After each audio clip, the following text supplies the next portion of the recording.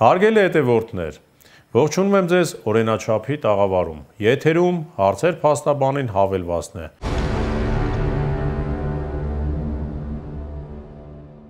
Այս ձևաչափով պատասխանում եմ ձեր հարցերին։ Ի դեպ, մեկնաբանություններում կարող եք նոր հարցեր գրել, հետագա թողարկումներում կանդրադառնամ նաև դրանց։ Եվ այսպես, հարց առաջին։ Բարև ձեզ, քաղաքապետարանից ստացել եմ վարչական ակտ։ Խնդրում եմ հուշել, թե ինչ ժամկետում կարող եմ այն բողոքարկել։ Եթե խոսքը տուգանք նշանակելու վերաբերյալ որոշման մասին է, այսինքն վարչական իրավախախտման վերաբերյալ է որոշում կայացվել, ապա այն կարող եք 1 ամսյա ժամկետում բողոքարկել Երևանի քաղաքապետին, իսկ մերժման դեպքում կարող եք 2 ամսյա ժամկետում բողոքարկել ՀՀ վարչական դատարան, կամ կարող եք միանգամից 2 ամսյա ժամկետում բողոքարկել ՀՀ վարչական դատարան ներկայացնելով վարչական ակտի հետ ձեր անհամաձայնության հիմքերը։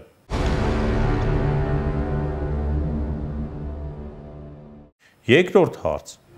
2009 թվականին պարտքով գումար եմ վերցրել եւ մինչեւ հիմա չեմ կարողացել վերադարձնել։ Հարկադիր կատարողը կալանք է դրել հաշիվներիս ու գույքիս վրա։ Արդյոք այս դեպքում չի գործում վաղեմության ժամկետ։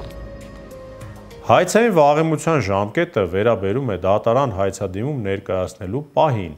Օրենքը բառացի նշում է, հայցային վաղեմություն է համարվում իրավունքը խախտված անձի հայցով իրավունքի պաշտպանության ժամանակահատվածը։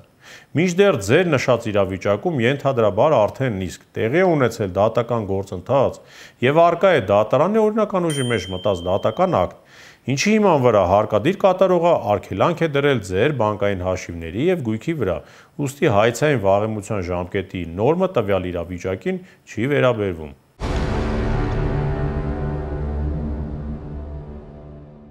Հաջորդ հարցը։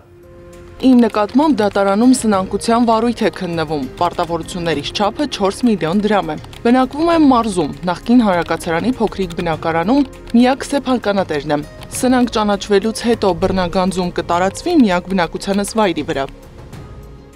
Քաղաքացի պարտապանի միակ բնակարանի իրացման համար նվազագույն գումարը կազմում է 4 միլիոն 900 հազար դրամ։ Եթե պարզվի, որ ձեր բնակարանը չի գերազանցում նշված գումարը,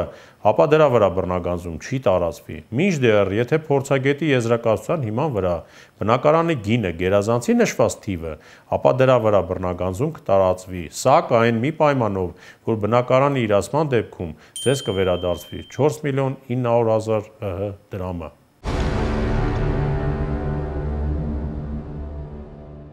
Հաջորդ հարցը։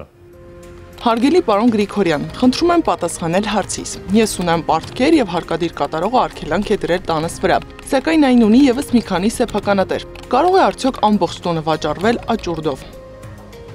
Այո, կարող է վաճառվել, ընդ որում տան մյուս սեփականատերը կարող են գնել ձեր բաժինը, ինչի պարագայում ձեր բաժնի սեփականության իրավունքը կդադարի եւ կանցնի մյուս սեփականատերին։ Արդյունքում տունը չի վաճառվի։ Սակայն եթե չգնեն ձեր բաժնեմասը, ապա ամբողջ տունն աճուրդով կվաճառվի։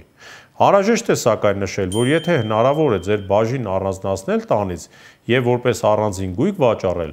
ապա այն կարող է առանձնացվել եւ վաճառվել առանձին։ Նշեմ, որ եթե խոսքը բնակարանի մասին է, ապա ամենայն հավանականությամբ այն չի կարող առանձնացվել։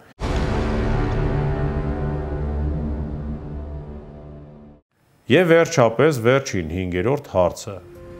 Ապրում եմ Լեհաստանում, ամուսնացած եմ։ Այժմ ցանկանում եմ ամուսնալուծվել։ Ամուսնությունը գրանցվել է Հայաստանում։ Կարող ենք ամուսնալուծությունը նույնպես անել Հայաստանում։ Ինչ կարգով է դա արվում։ Անհրաժեշտ է ամուսինների ներկայությունը։ Ամուսնալուծվել կարող եք Հայաստանի Հանրապետությունում։ Դրա համար անհրաժեշտ է, որպեսզի երկուսով միասին անձամբ մոտենաք